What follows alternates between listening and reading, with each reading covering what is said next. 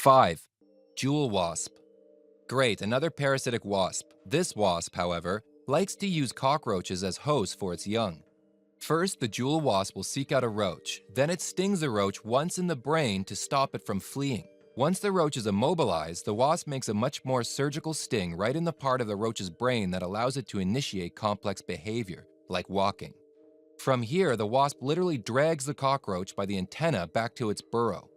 Before the cockroach is released, the wasp lays one egg on its abdomen. Then the roach is allowed to return to the burrow. Before it leaves, the wasp makes sure to block up the entrance to the burrow. 3 days later, the wasp larva hatches and begins to slowly eat the insides of the cockroach. 4. Neurogenesis. Thanks to stem cell research, it will soon be possible for humans to regenerate decaying organs. While this procedure would work with most organs in the human body, it would not work on the brain. When we die, our brain begins decaying from the outside in. For those not familiar with human neurology, the outer layers of the brain contain the bits that make us human: memories, emotions, logic, etc.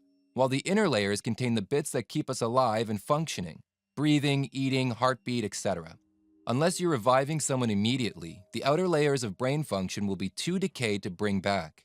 In a hypothetical situation like this, you might accidentally end up with a mindless zombie human who can live but not think. Now, think about someone with an evil purpose going about reviving the dead and creating an army of zombies. It could happen. 3. Neurotoxins. You might be familiar with neurotoxins in the form of chemical weapons. However, neurotoxins can also be used to induce very convincing death-like states in humans if you can get the proportions right. One of the deadliest neurotoxins on the planet is the kind produced by pufferfish. If you're unfortunate enough to ingest any of it, you'll be dead very soon. However, if applied on the skin, it can temporarily induce a death-like state. When the poison wears off, the victim still won't feel too great and might be able to be convinced that they are a zombie. While it's unlikely to cause a zombie apocalypse, what if the toxin was weaponized to zombify the masses? 2. Haitian zombies. Throughout history, there have been numerous reports of zombies on the island nation of Haiti. While it's difficult for modern researchers to substantiate many of these claims, they do make you think. In 1997, an English medical journal launched an investigation of 3 supposed cases of zombification in Haiti. Out of the 3 alleged zombies they studied, they concluded that none of them were actually zombies. One, they said, was suffering schizophrenia, and the other 2 were cases of mistaken identities. However, the study looked at just 3 cases. There have been many more throughout history that no one has researched critically.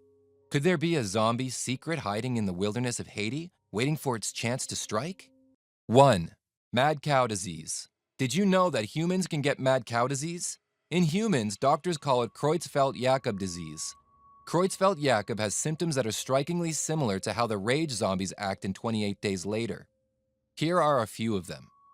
Changes in gait, hallucinations, stumbling and falling, muscle twitching, myoclonic jerks or seizures. Doesn't that sound like a zombie to you? Luckily though, Creutzfeldt-Jakob does not induce violent tendencies in its victims. However, it's not outside the realm of possibility that it could mutate over time to do so.